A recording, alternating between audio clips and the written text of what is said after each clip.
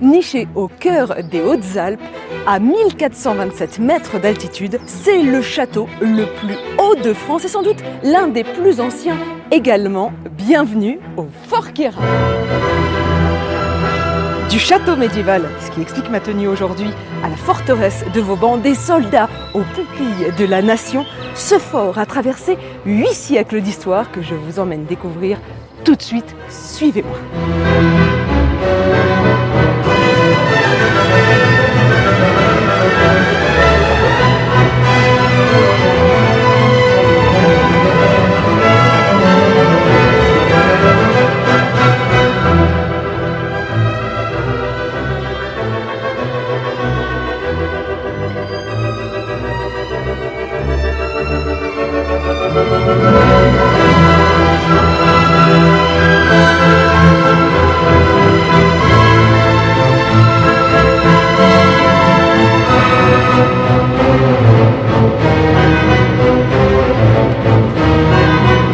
Alors on a la chance aujourd'hui de rencontrer la propriétaire des lieux de ce château. Mais pourquoi l'avoir construit ici, ce Fort Queyras ? Alors on pense de façon vraisemblable, même si ce n'est pas expressément documenté, que sur ce promontoire rocheux, il y avait un regroupement d'habitats. Soit que les populations aient voulu se mettre à l'abri, notamment des inondations de la rivière, le Guil, soit qu'elles aient voulu se rassembler pour mieux combattre les ennemis. Et ce promontoire rocheux, c'est ce qu'on appelle un verrou glaciaire, c'est-à-dire une roche très dure sur laquelle le glacier qui glissait venait buter et créant ainsi une dépression et un élargissement de la vallée. Il y a donc de part et d'autre du fort deux zones géologiques et deux ambiances totalement différentes. Il y a en aval les combes escarpées calcaires de la combe du Guil et puis au-delà, c'est ce qu'on aperçoit ici, au-delà, des pentes et un bassin tout à fait verdoyant et plutôt sur du schiste. Mais dès qu'on est arrivé ici, on est immédiatement séduit par cette vue exceptionnelle à 360 degrés avec ces montagnes enneigées au loin. Et c'est une barrière naturelle qui a offert à Château-Queyras, dès le Moyen-Âge, une position stratégique exceptionnelle. Et c'est si vrai que lorsque le Dauphiné a été transporté au Royaume de France, lorsqu'il a été cédé à Philippe VI de Valois, roi de France, la place est devenue une citadelle militaire royale. Et elle représentait pendant des siècles la trace et l'autorité du pouvoir royal dans un territoire emblématique qui a été malmené puisque c'était un haut lieu de confrontation frontalière entre deux maisons rivales. La maison catholique du roi de France et puis la maison protestante du duc de Savoie, prince du Piémont et comte de Nice. Mais alors, pourquoi dit-on aujourd'hui que c'est le château le plus haut de France ? Alors en réalité, c'est quelque chose que nous pressentions parce que le site est situé à quelques kilomètres à vol d'oiseau de Saint-Véran, qui est la commune la plus haute d'Europe. Et puis à l'automne dernier, nous avons fait réaliser un certain nombre d'études pour l'architecte du patrimoine qui est en charge de la restauration de l'édifice. Et le relevé altimétrique atteste de ce que la cour du donjon est située à 1427 mètres d'altitude, si bien que le château médiéval du site Fort Queyras est le plus haut de France. Ici, nous avons plusieurs ponts-levis. Combien exactement ? Il y en a 4 à Fort Queyras. Il y a un premier pont-levis qui se trouve après le pont dormant, juste sur la demi-lune, et qui a comme caractéristique, son tablier se relève intégralement, si bien que ça crée un vide au sol, de part et d'autre de la porte d'office. Il y a un second pont-levis à l'arrivée dans la cour du donjon avec un système de contrepoids qui est une pierre se trouvant au plafond. Et le troisième pont-levis se trouve entre la cour du donjon et le plateau ouest. Et là, c'est un système de poulies à chaîne, une autre technique. Et puis surtout celui-ci. Ah oui, le quatrième. Effectivement, la fermeture et l'ouverture quotidienne du fort. Et dans le tablier, est muni de relèves mécaniques, de portions de métal. Mais il fonctionne encore ? Il fonctionne encore. Ah, c'est très impressionnant, là, je me croyais dans un film historique. Voilà. Où sont les chevaliers qui arrivent à cheval ? Et on aperçoit donc les parties métalliques sur la flèche, qui est cette relève. Ah là là. Et je vous propose, Ariane, de maintenant le remonter. Mais il faut de l'huile de coude, là, j'imagine. Je vais essayer comment on se positionne comme ça. Et j'y vais d'un coup sec. 1, 2 et 3. Voilà, j'ai décollé. Ah là là, il faut l'huile de coude. Hop là. Et voilà, il se positionne très facilement en réalité. Facilement, on est deux. On essaye de le relever. Allez, on va essayer. On va plutôt de redescendre le pont. Et là, de façon également, on donne un coup très sec ici. Ah oui, c'est un travail d'équipe là. Et on le retient parce que c'est un peu comme un cheval, il peut partir assez vite. Bravo, bravo, bravo. Ah là là là là. Le tablier qui y repose. Fantastique, mais quelle expérience, merci. Alors nous voici à présent sur ce qu'on appelle la place de la demi-lune. Mais pourquoi dit-on qu'on comprend un peu mieux l'évolution du fort grâce à cette place précisément?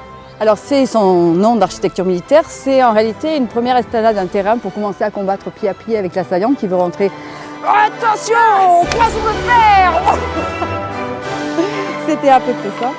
Et cette demi-lune, donc, elle participe de l'enceinte qui a été construite par Vauban ici à Château-Queyras, qui est donc devenu après tout un fort, Fort Queyras. Vauban, c'est ce commissionnaire général des fortifications de Louis XIV qui est dépêché dans la région. Il se trouve sur Briançon. Et puis il va ex nihilo créer la citadelle de Mont-Dauphin. Et puis ici, au petit fort du Queyras, il estime que le fort garde une position intéressante comme poste avancé entre les fronts nord et est du territoire et la vallée de la Haute-Durance. Mais en revanche, il estime que c'est tout à fait inopportun que ça se passe comme ça s'est passé pour assurer la défense de la place pendant des siècles. Parce que ça n'a pas toujours été comme ça, l'ouvrage de Vauban. Et ce qui est intéressant d'ailleurs ici à Fort Queyras, c'est qu'on aperçoit 800 ans, un raccourci saisissant de 800 ans d'histoire au niveau des techniques défensives. Vous avez en partie haute du donjon les hours en bois, qui étaient donc les supports de plancher en bois, ajourés, percés, sur laquelle on balançait sur la tête de l'assaillant ce qu'on pouvait. Pas de l'huile chaude, ça coûtait cher, mais de l'eau bouillante ou des pierres. Et donc l'assaillant, il montait le chemin, il se prenait ou pas quelque chose sur la tête, et il arrivait assez vite à travers le portail à accéder à la cour haute, la cour du donjon. Ah oui, donc c'est pas la meilleure des protections. Il fallait améliorer ça à tout prix. Et donc ce génie militaire, notre génie militaire national qui est Vauban, eh bien, il a voulu construire une multiplication d'ouvrages en distance pour empêcher justement l'assaillant d'arriver trop vite au donjon, qui est le nerf de la guerre, c'est la réserve d'armes, de munitions, d'hommes et de nourriture. Et donc il va faire cette multiplication d'ouvrages avec un fossé, escarpe contre escarpe, un pont dormant, une première porte, Dauphine, la porte royale un peu plus loin, et puis plusieurs ponts-levis. Et de façon notable, les fameux remparts de Vauban qui sont sur le rocher. Si le boulet de canon arrive, il ne percute rien d'autre que la pierre et non pas un ouvrage dédié à la vie de la garnison. Mais ce qui est tout à fait étonnant, c'est que ce fort n'a été pris d'assaut qu'une seule et unique fois, un seul siège, en 1587. Oui, ce sont les troupes du duc de Lesdiguières, des troupes protestantes, qui vont arriver sur la place et la prendre. Alors, elles sont postées à Guillestre, elles viennent de prendre la ville qui se trouve au débouché des gorges du Guil, ici sur le plateau, un peu plus loin à l'ouest du territoire. Et la garnison va faire une défense molle, une défense peu appuyée, parce qu'elle se dit, et elle n'a pas tort, que les canons du duc de Lesdiguières, des troupes, ne pourront pas remonter la combe du Guil. Et c'est vrai, si ce n'est que le duc de Lesdiguières, qu'on appelle le rusé des Alpes, le redoutable dans l'histoire des Walpins, eh bien, il va passer par un village qui est de l'autre côté, qui s'appelle Seillac, et il va arriver par le col Fromage, qui est situé ici, à 4 heures de marche environ. Il va venir poster ses troupes en contrebas sur ses terres agricoles, et là il va commencer à tirer. Et puis il ne pourra pas faire davantage de ce côté, en partie sud parce qu'il y a la falaise vertigineuse. Il va donc contourner la falaise. Il va se présenter sur la partie qui est plus plane pour monter. Il va venir prendre la place et tuer le lieutenant qui était en charge de la garnison. Et donc pendant quelques années, la citadelle militaire de Château-Queyras est devenue protestante jusqu'à ce que Henri IV prononce l'édit de Nantes. C'est un édit, on le sait, de tolérance qui a accordé aux protestants des droits civils, religieux et politiques. Et il y a eu donc en 1598 un apaisement de la situation et puis la citadelle est redevenue catholique. Là, je regarde tout autour de moi. C'est amusant parce que ce décor m'est complètement familier. Ça me rappelle un film. Il y a un film qui a été tourné ici? Oui, Ariane, c'est le Bossu, par Philippe de Broca en 1997. Et pour partie, il a été tourné ici dans le fort du Queyras. Et il y a deux scènes emblématiques. Il y a d'abord la scène où toutes les convives du mariage du duc de Nevers, pendant la noce, elles sont toutes assassinées. Et puis sur cette terrasse, c'est là que le duc de Nevers va être proprement lui aussi assassiné. Et c'est là que Lagardère va asséner à son ennemi, ici, là, au niveau de la porte, le coup fatal, le coup entre les deux yeux, la fameuse botte de Nevers. Voilà. Et puis ensuite, il va venir emporter le petit bébé Aurore qu'il faut sauver. Ah, on arrive encore sur une nouvelle place, plus étroite, et avec ce grand donjon. Où est-on exactement? Alors nous sommes dans la cour haute, dite la cour du donjon. Et c'était le donjon, le nerf de la guerre, comme on l'a évoqué plus tôt. C'est l'endroit primitif de l'établissement, d'abord des châtelains, les notables de la région, et puis ensuite le dauphin, et puis au Royaume de France, donc l'installation d'une citadelle militaire. Et le but, comme toute place forte, c'est d'éviter ce qu'on appelle des faiblesses, c'est-à-dire de faire en sorte de s'approvisionner en extérieur ou d'avoir des animations en extérieur qui font que l'ennemi peut éventuellement créer une situation de pénurie. D'accord. Alors il y a une histoire un peu compliquée entre Forquera et l'approvisionnement en eau. Originellement, parce qu'il n'y a pas de, c'est un rocher, hein, donc il n'y a pas de source. Oui. Donc il fallait récupérer l'eau de pluie et c'était des bardeaux de mélèze. Des bardeaux de mélèze qui étaient creusés, qui récupéraient l'eau de pluie, si ce n'est que de façon notoire, il y avait toujours des résidus de végétaux et d'animaux. Et on dit dans les écrits que la garnison était malade. Alors si on dit qu'elle était malade, c'est qu'elle devait vraiment être en grande souffrance. Oui. Et on n'a pas eu finalement d'autre solution que de faire venir de l'eau. Avec cette citerne. Mais d'un autre point, en fait, l'eau, elle vient de la montagne qui se trouve en partie nord, sur la même commune. Oui. C'est un lieu-dit qui s'appelle le Lavoir Haut.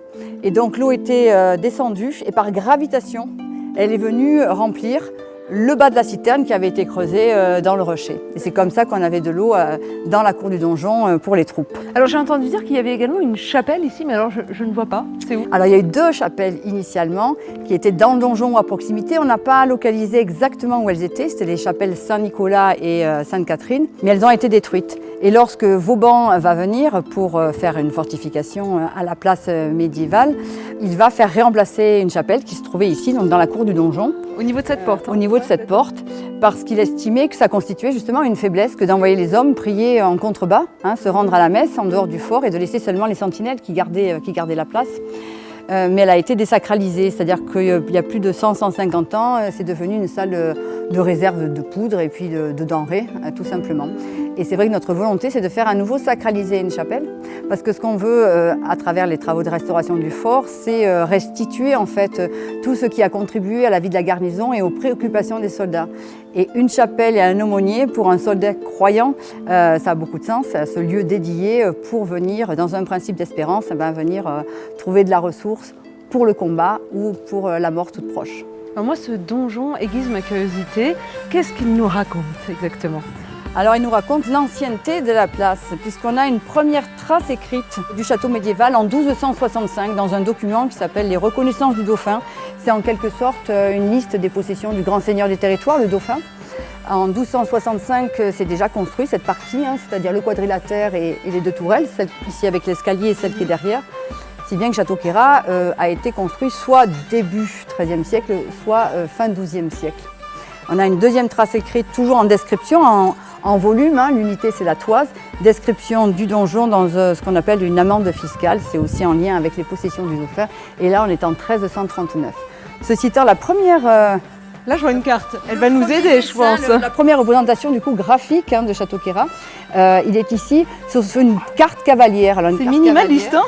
Oui tout à fait, mais on aperçoit quand même bien ici ce qui correspondait aux cuisines et aux granges ici, et puis le donjon ici avec la tourelle. Et c'est une carte cavalière de Jean de Bins, historiographe du roi. Cavalière parce qu'on est dans le sens de la marche du cheval. On n'est pas du tout nord-sud, on est au contraire ouest-est, mais ça décrit bien évidemment cette vallée du Guil qui aujourd'hui s'emplace au sein du parc naturel régional du Queyras, et on a voilà, tous les massifs, et c'est cet environnement particulier qui fait que Château-Queyras avait cette position intéressante de sentinelle de la vallée. Alors vous pensez bien que maintenant, j'ai envie d'entrer à l'intérieur, j'ai envie de voir ce que cache ce donjon.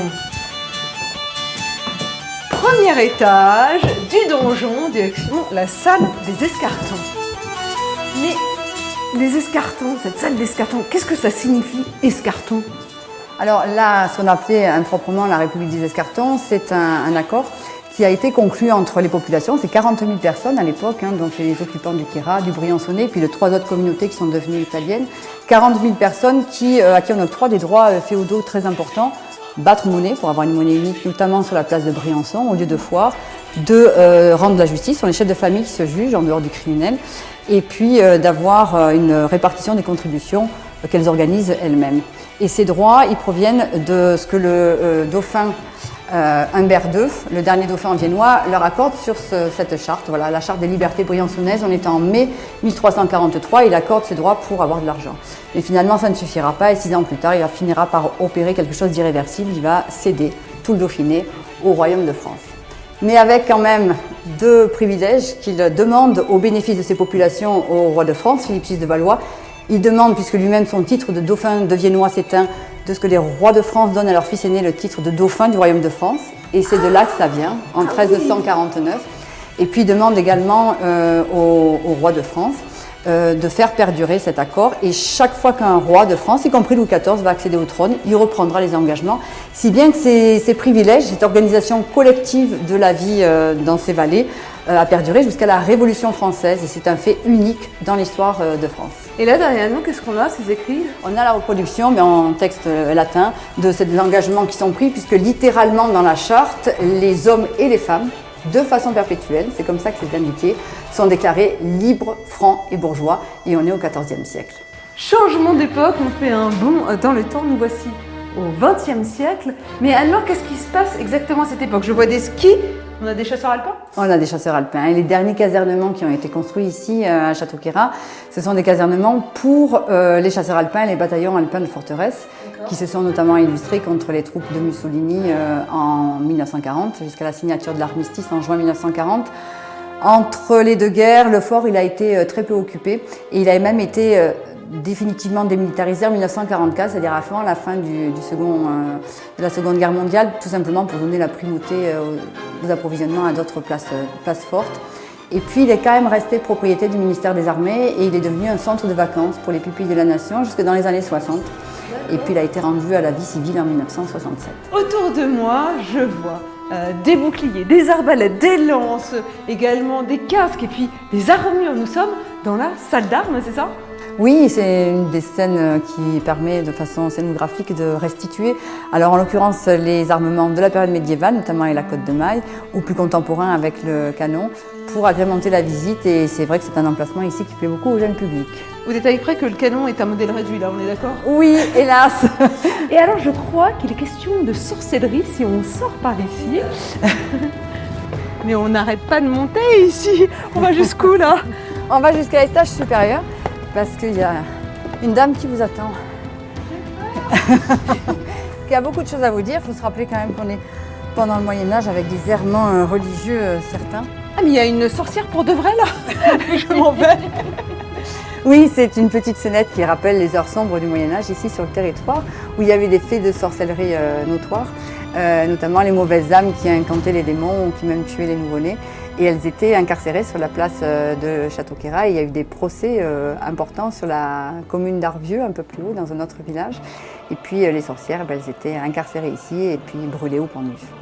Cela veut dire qu'il y a un cachot pas loin d'ici? Oui. Où ça? En bas.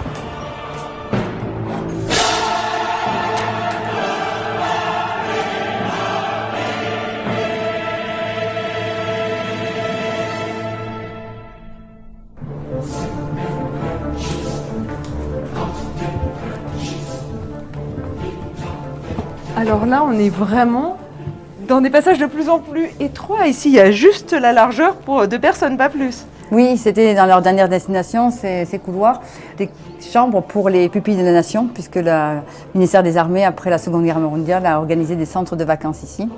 Et donc c'est très austère. Et ce qui était émouvant, c'est que lors des dernières journées du patrimoine, une personne qui était venue en visite en famille est venue vers moi en repartant et m'a expliqué qu'il avait retrouvé le couloir de l'été de ses 5 ans. Oh ouais. Et il se rappelait très précisément de cet endroit. Alors je lui ai demandé s'il y avait d'autres lieux qui lui parlaient. Il n'en a pas retrouvé dans sa mémoire. Mais c'était émouvant et puis là, c'était devait être terriblement impressionnant pour un petit garçon de 5 ans orphelin d'être là, même si le reste peut fasciner. Et ce qui fascine aussi, c'est toutes les mises en scène que vous avez faites là dans les différentes pièces qui jalonnent cet étroit couloir. Comme ici, par exemple, où sommes-nous? Dans la taverne. Le fort connaît en ce moment toute une campagne de restauration des remparts. Mais qu'est-ce que vous faites exactement? Eh bien, on restaure les remparts parce qu'ils commencent à vraiment beaucoup souffrir. Donc, les murs de parement extérieur par endroits ont chassé, c'est-à-dire qu'ils ne posent plus sur la roche-mère.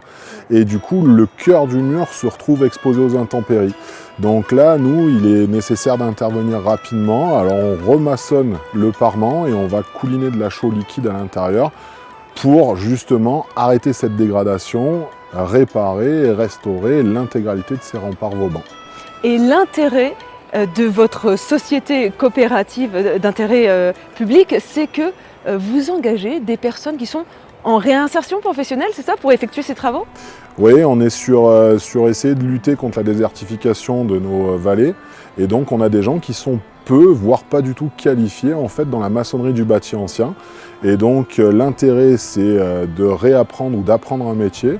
Et nous, justement, de pouvoir faire matcher ces profils avec des entreprises du territoire. Donc, on les évalue en situation de travail sur nos chantiers pour pouvoir garantir leur employabilité auprès des employeurs de la vallée. Et vous transmettez, j'imagine, toutes les techniques traditionnelles de restauration. C'est-à-dire, qu'est-ce que vous utilisez exactement pour travailler? Nos mains, c'est ça qui est bien, c'est le bien plus sûr. simple. Les techniques ici, c'est de la maçonnerie de pierre. Donc, on maçonne à la chaux. Donc, la chaux est un dérivé du calcaire, donc qui était utilisé traditionnellement. Donc, on a vraiment de la maçonnerie chaux. Et après, on a une technique particulière pour venir conforter les murs où on va faire du coulinage de chaux. Donc, c'est une chaux qui est très liquide et qu'on va venir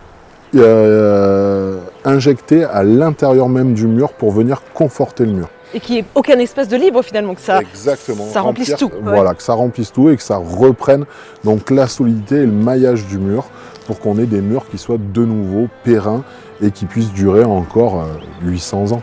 Mais cette technique de travail finalement, c'est la même qu'au Moyen-Âge? C'est la même que sous Vauban? Exactement. Ouais. Exactement.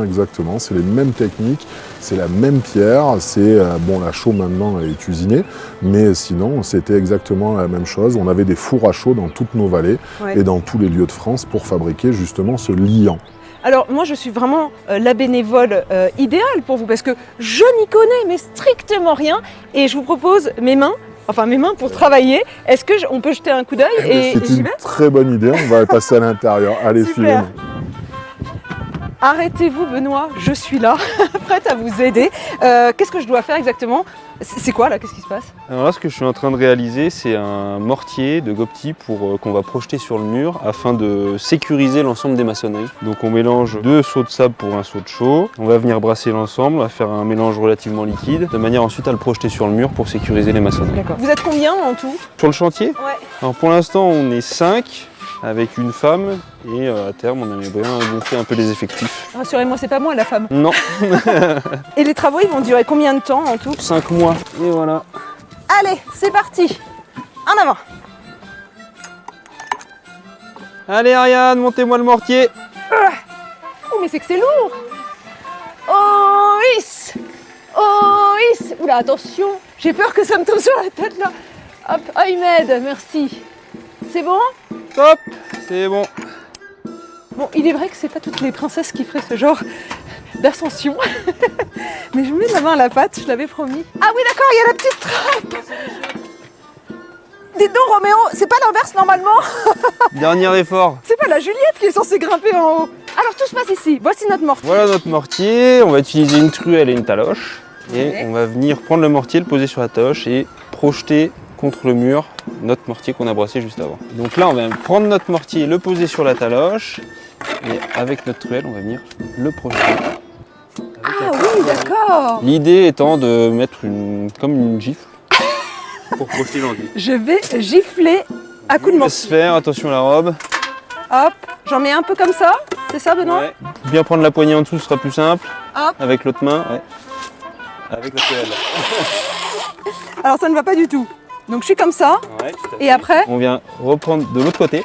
de l'autre côté, et c'est comme ça que je projette. Voilà, on projette. Mais c'est super dur. En fait, j'en mets sur la pierre, mais pas entre là où il faudrait la mettre. L'intérêt, c'est de créer une coque protectrice sur l'ensemble. Donc, Mais on n'a pas plus vite fait de le faire à la main, on la jette à coups de main. non, Non, d'accord. plus salissant. Alors, Surtout hop. en robe. Voilà. Oui.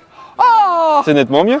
Et en même temps, je suis pas sûre que si j'étais là, ça serait fini en 5 mois. Je pense que ce serait une vie entière pour faire Oui, tout. mais vous savez, les personnes qui travaillent au gabion arrivent sans forcément faire de métier manuel à la base. Et Eh puis, Comme moi finalement. ils progressent oui, avec le temps, avec persévérance.